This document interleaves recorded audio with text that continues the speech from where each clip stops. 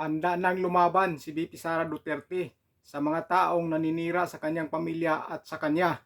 Lalabanan na po ni Vice President Sara Duterte yung mga taong yumurak sa kanilang pagkatao, sa kanilang pamilya. Lalabanan na niya. Hindi na po nakapagtiis ang Vice Presidente. Pakinggan po natin yung pahayag ni Attorney Paulo Panilo Jr. na hindi na raw papayag si Vice President Sara Duterte na yuyurakan pa yung kanilang mga pagkatao o sisiraan kanilang pamilya. Lalabanan na po niya yung mga taong maninira sa kanila. Pakinggan po natin. Asahan niyo po na si VP Sara mula ngayon ay hindi na papayag na dumihan ng pangalan niya at pangalan ng kanyang pamilya. Ready na po siyang laban sa mga kalaban niya at kalaban ng Pilipino. Ayun. Yan ang tama, Vice President Sara Duterte. Lumaban ka na, bigyan mo ng sampol yung mga taong naninira sa iyo. Yung mga taong may mga pansariling interes. Lalaban na po ang Vice Presidente. Talagang dito na. Yung sinabi ni Laila de Lima na kinabahan na raw ang kampo ni VP Sara Duterte dahil daw dyan sa impeachment sa kayong ni Madriaga. Binaliktad niya yan, sa totoo yan. Sila po ang kinakabahan, pinapasa lang po nila kay Vice President Sara Duterte yung mga nararamdaman nilang kaba. Sila ang kinakabahan, pinapasa nila sa kampo ni Vice President Sara Duterte at kay Vice President Sara Duterte. Pero ang katotohanan dyan at ang totoo talaga dyan, sila po yung kinakabahan dahil nakikita nila nalalaban na po ang Vice Presidente. Hindi na po papayag sa mga taong naninira sa kanya. Hindi na po papayag na sisiraan pa ang kanyang pagkatao at ang kanyang pamilya. Lalabanan na po kung sino mang tao na maninira ulit laban sa kanya. Baka yan sila ni Dilima, kasama yan. Sigurado yan. Sigurado yan. Dahil sabi ni attorney, pinag-aaralan na po nila yan kung sino pa ang isusunod nilang kakasuhan. Pinag-aralan na nila. Hindi na po papayag ang Vice Presidente na talagang tapak-tapakan na lang po ang kanyang pagkatao. Isang Vice Presidente, tapak-tapakan lang ng sino-sinong tao dyan na paninira o sinisiraan siya. Kaya ngayon, hindi na nakatiis na punong-puno na o punong-puno na ang Vice Presidente. Lalabanan niya kung sino mang taong maninira sa kanya. At yan ay pinag-aralan na po kung sino pa po yung isusunod nila na dapat kasuhan, yung mga taong ninurakan, winasak ang kanilang pagkatao. Tama yan talaga. Kaya yung sinabi talaga ni Dilima na kinakabahan na raw sila ni Vice President Sara Duterte, pero ang totoo niyan, sila yung kinakabahan yan. Sila. Yan. Sa sinabi niya, attorney, lalong mangangayayat na naman dyan sila. Mangangayayat yan dahil hindi niyan sila makakatulog. Isipin na, lalaban na po ang Vice Presidente. Ano naman kaya ang gagawin niya para sa atin ito? Delikado tayo dito. Yan si Erisi na nga mismo eh. Si Erisi na mismo nagsabi, nakakampi nila na marami sa mga kasamahan na dilawan na natatakot po na maging presidente si Vice President Sara Duterte. Takot sila kay Vice President Sara Duterte na magiging pangulo. Inamin na mismo yan ni Congressman Erisi. Inamin na po yan. Inamin.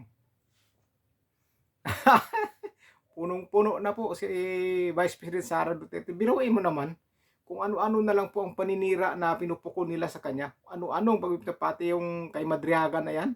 Ba, ang sabi pa inupiran daw si Madriaga ng 5 million to 1 billion pesos para daw hindi mag-testify o mag-witness laban kay Vice President Sara Duterte. Wow!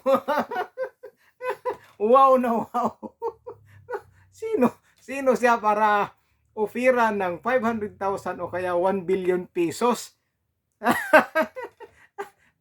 sino maniniwala doon? Ang galing talaga. Ang galing talaga gumawa ng kwento. No, yung sanay na gumawa ng kwento, talagang madali na makabuo ng kwento yan na kasinungalingan. Gagawa ng kwento ng kasinungalingan. Sino siya? Sino siya para bigyan ng 1 billion pesos para manahimik? Sa ginawa niya kasinungalingan? Tapos bibigyan pa siya ng 1 billion pesos. feeling talaga, no? Feeling talaga. At tatawag ako dun eh. Natatawa po talaga ako na inoferan daw o may nag-offer daw ng 500 million o 1 billion pesos para lang daw manahimik na at hindi na ano daw mag sabaga magwi-witness doon laban kay Vice President Sara Duterte. Kasi sinampahan na ng kaso. Yan ang mga totoong kinakabahan. Gagawa-gawa na lang ng kwento na akala nila paniwalaan sila ng taong bayan. Ang maniniwala diyan yung sila mismong gumawa ng kwento o sarili nila mismo pinapaniwala nila na mauto nilang taong bayan. Natatawa ako. 1 billion i-offer. Sabihin mo, ang galing talaga nila gumawa ng kwento. Grabe ng paninira kasi nila ni Vice President Sara Duterte, sinisiraan nila ng gusto. Kaya ito si Vice President Sara Duterte hindi na po papayag, lalaban na po ang Vice Presidente. Tatayo na ang isang matatag na babae na ating Vice President Sara Duterte. Matatag, matibay, matapang, lalaban sa anumang hamon sa buhay. Lalaban sa mga taong nagyurak sa kanya, sumira sa kanya, tumapak sa kanya, tinapakan siya ng gusto, nagpakumbaba pero tuloy-tuloy pa rin ang mga kalaban. Pero ito ngayon, hindi na nakatiis. Lalaban na, re-race back na po ang Vice Presidente. Re-race back na po. Kaya abang-abangan po natin kung sino-sino sa mga kalaban ni Vice President Sara Duterte, yung mga naninira sa kanya, ang isusunod niyang kakasuhan. Hindi na po magpapaapi ang Vice President, hindi na po. Kaya yung mga kalaban niya ngayon, magtipid na sa bunganga yan, sigurado. Magtipid na yan, hindi na yan magbubunganga o maninira ng gusto kay Vice President Sara Duterte dahil matatakot ang mga yan, matatakot na yan. At saka yung mga may mga congressman na tumaas ang kamay doon sa impeachment ni Vice President Sara Duterte. Bahala na kayo dyan mga kababayan. Sa Cagayan de Oro, dalawa po ang tumaas ang kamay doon. Si Suan at saka si Rufus Rodriguez. Nung akala ko ba naman si Rufus Rodriguez talagang dinidebate niya yung impeachment complaint laban kay Vice President Sara Duterte. Pero pagdating sa dulo, nung botohan na, tumaas din pala ang kamay. Ang galing talaga mga kabayan. Ang galing magkunyari talaga, no? Iba talaga ang nagagawa talaga ng pera talaga. Ibang nagagawa. Nabibili po talaga ang prinsipyo ng isang tao. Nabibili po talaga. Lalo na ngayon, uso ngayon ang malita, di ba? Uso ang malita. Kaya talaga kung saan yung kumikita sila na o makabinipisyo sila, doon talaga sila. Dinidebate pa naman niya talagang lakas-lakas ng boses yung pala tataas din palang kamay. Marami diyan sa mayroon din po sa Bukidnon, sa Davao del Sur ba yun? Mayroon din sa Surigao yung asawa ni Barbers. Marami po sila diyan sa Mindanao, ilan ba yun sila at tumaas ang kamay. Alam na po natin kung bakit tumaas ang kamay ng mga yan. Alam na po natin yan kung bakit. Hindi nila tinitingnan ang kinabukasan ng bansa natin. Titingnan nila yung mga pansarili lang po nila. Yan po ang totoo dyan. Dahil kung nakikita sana nila ngayon ang mga pangyayari ngayon na matindi na po talaga yung korupsyon, kahit kunti lang kayo, doon pa rin kayo papanig sa katotohanan. Hindi yun doon sa majority pero puro kamalian ang ginagawa. Puro kamalian. Pero hayaan nyo lang yan mga kababayan. Hayaan yan. May hangganan din po ang kasamaan. May hangganan po talaga. May hangganan yan. Hindi po papayag ang Panginoon na mamayagpag ang kasamaan hanggang sa dulo. Hindi po talaga makakarating sa finish line yung mga masasama o gumagawa ng kasalanan. Hindi yan naabot sa finish line. Hindi po talaga aabot yan. Sa bagay, mabilis sila ngayon, mabilis. Andyan silang enjoyment nila, tawanan nila, akala nila na wala na pong makakasugpo sa kanila. May pag-asa pa po ang bansa natin, may pag-asa pa po. Kaya yan si Vice President Sara Duterte. Pag-asa po natin yan. Na yung nakikita natin ngayon na mga pangyayaring napakalaking korupsyon, Matitigil yan. At si VP Sara Duterte ang tutuldok niyan. Kaya tulungan ng taong bayan si Vice President Sara Duterte. Dapat talagang suportahan siya. Kung gusto nyo pong maayos ang bansa, suportahan nyo po ang Vice Presidente. Suportahan natin dahil gusto natin ng kapayapaan, gusto natin ng pag-unlad ng bansa, gusto natin mawala na yung mga korap. Si Vice President Sara Duterte po ang gamot dyan. Para magamot na yung korupsyon, si VP Sara Duterte po talaga ang tutuldok dyan.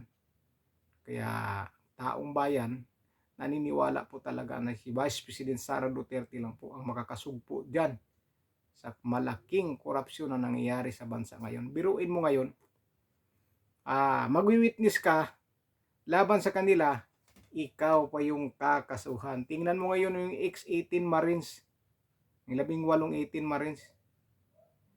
Binunyag nila yung katiwalian, ngayon parang sila pa yata ang gigipitin. Sila pa yung kinakasuhan, sila pa yung iimbestigahan. O di ba? Kung matino kang tao, makikita mo yan. Pero kung doon ka sa mali, papanig sa mali dahil nakakumita ka sa kanila, walang mangyayari sa buhay mo dyan. Dito masaya ka sa mundo, pero pagdating mo, pagkatapos sa buhay mo, dahil hiram lang po ang buhay natin, kung sa baga, isa lang po tayong nagbabakasyon, at tourist lang po tayo dito sa bansa, sa mundo. Mag-i-expire din po yung pag-stay natin dito sa mundo. Kaya yung mga kasalanan na yan, yung magawa talaga ng kasalanan, mga korupsyon yan, makikita mo wala pong takot sa Diyos yan. Walang takot sa Panginoon naman yan. Kasi kung may takot sa Panginoon yan, hindi yan sila gagawa ng kasalanan. Hindi yan sila mambubulsa ng pera. Diba? Ibig sabihin, wala talaga silang takot. Dahil alam naman nila, kapag mangurap sila, kasalanan po talaga yan. Magagalit po ang Panginoon yan. Pero ginawa nila, ibig sabihin, hindi sila natatakot sa Panginoon. Alam po natin, kapag ibinigay o nakukuha mo yung biyaya mo galing sa masama, yan po ay may hangganan. Pero kapag ang biyaya mo nakukuha mo sa kabutihan na galing sa Panginoon, binibiyayaan ka, walang hangganan po yan.